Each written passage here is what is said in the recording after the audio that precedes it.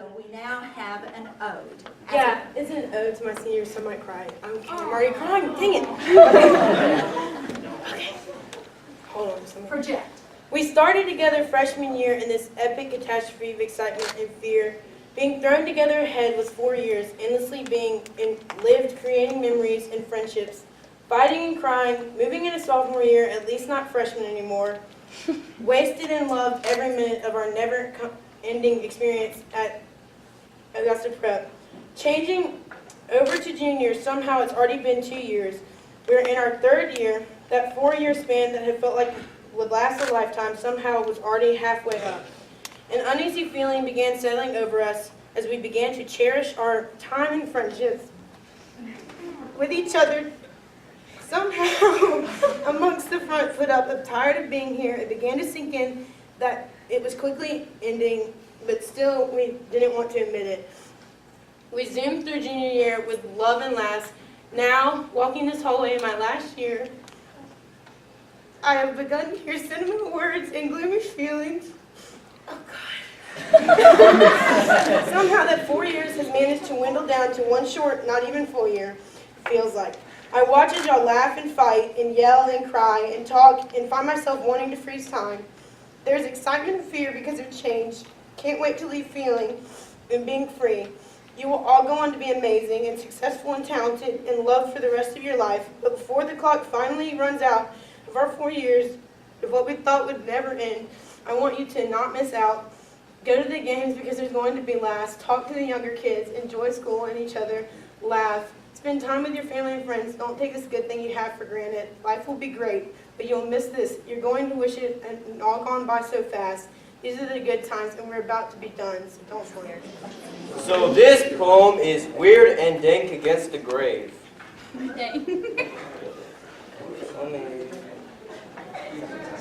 Okay, so dark and glowing on the mud, I beat red fragments against the vapors.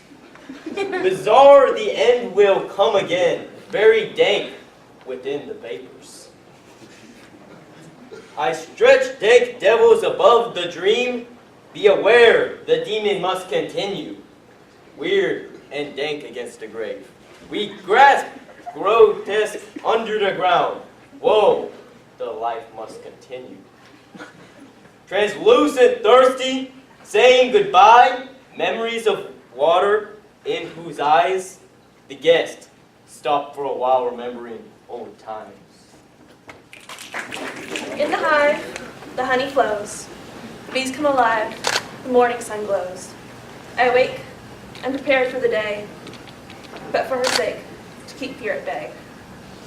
She sleeps on in bed, my Miss Honey, with my ribbon red. I stay sunny. So the sidewalk, my cart, bright lavender. Books, a work of art. The shelves, I scavenger. The book to high, Frankenstein. A smile sly, a blink in its mind. It's called She Becomes We. Okay. She is not an object that you possess. She is not here to please you. She is taught that she shouldn't be comfortable in her own skin, or else she might distract you.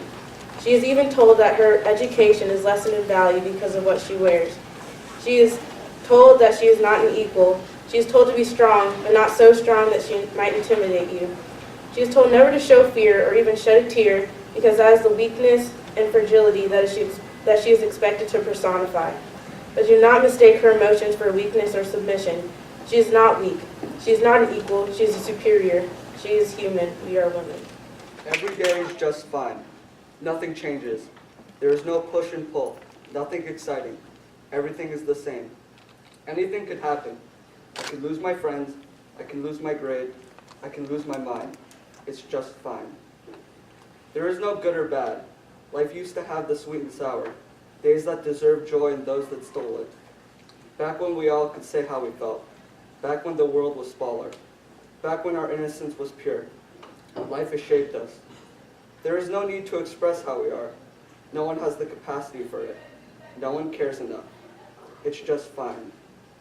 We have become cold and hardened to life. We put up an image of strength when inside we are weak putty, easy to mold, easy to discard. There is no nuance. We are not special. There have been many before, and many will come. There is a spot to fill, and it's not yours. We are not new. It's just fine. We think we know everything. It's all figured out. What you feel right now is real, and not an imbalance of chemicals in the brain. Adults don't know what it's like. They've never been my age. They've never known how I felt. They don't know how stressful walking down a narrow hallway is. They don't know me, and I'm just fine. A tall and rocky pinnacle jutted out boldly into a dark, cold ocean. Upon it stood a woman planted firmly like a tall pine, facing the approaching storm. Her eyes were filled with a look of hardened determination. Behind this was a shadowed mix of anger and pain. A fierce wind ripped at her hair and clawed at her skin as if it wanted to tear her apart. Below her, the deep waters churned and pulled at the rocks of the shore with great force. Above, the sky mirrored the water's tumult, with black clouds that stretched out farther than the eye could see. The woman raised her face to the tenebrous heavens. Thunder cracked and shook the air around her. The rain descended heavily, almost violently, and pelted her face, washing away the filth and mire from her. The woman felt a wave, as tremendous as the ones crashing far below, of emotion surge through her.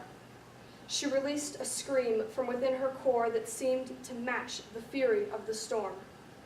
She screamed until her lungs burned, and her mortal form could no longer hold her agony, so great was her pain. As the cry died on her lips, she fell to her knees, sinking in the mud with her head hung low. Above, the thunder cackled cruelly. The rain continued, mercilessly unwavered by the woman beneath it. The ocean's fury raged on, and the clouds rolled over the sky without hesitation. The salt of tears mixed with the fresh rain as they ran down the woman's face. It would never matter how loud or how long the woman cried out. She would never defeat the storm. Wow. Third place goes to Miss Olivia Toomer. All right. Thank you very much. I think we have a poet in our midst for second place. A new poet, Mr. Benjamin T. All right, thank you. And would you believe it? By a hair.